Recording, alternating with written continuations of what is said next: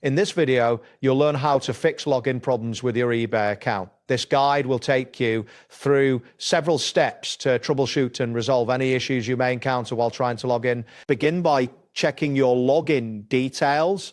If you are unable to access your eBay account, ensure that the email address or username is entered correctly. It is important to verify that your password is also typed accurately. Simple typing mistakes often lead to login errors, so make sure to check that the caps lock key is not activated. If necessary, re-enter your password carefully to confirm that it is correct. Accurate login information is essential to gain access to your account. If you have forgotten your password, the next step is to reset it.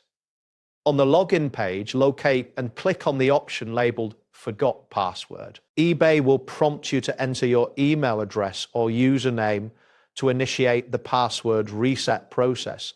After submitting your information, follow the instructions sent to your registered email address. You may receive a verification code or password reset link. Use this link to create a new secure password. Ensure that your new password is strong and unique to enhance your account security. Once you have reset your password, attempt to log in again. In some cases, login problems may stem from browser-related issues. To address this, clear your browser cache and cookies before trying to log in again. This action can help resolve any conflicts that may be affecting your login attempt. Additionally, consider using a different browser or device to see if the issue persists. If you continue to experience difficulties, it is worthwhile to check if the eBay website is facing any technical issues.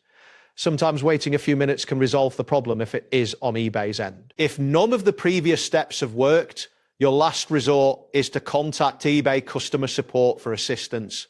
The support team is equipped to help you restore access to your account and can provide guidance tailored to your specific situation. Be sure to provide them with relevant details about the issues you are facing, as this will help them assist you more effectively. That wraps up today's guide. Thanks for watching, and catch you in the next tutorial.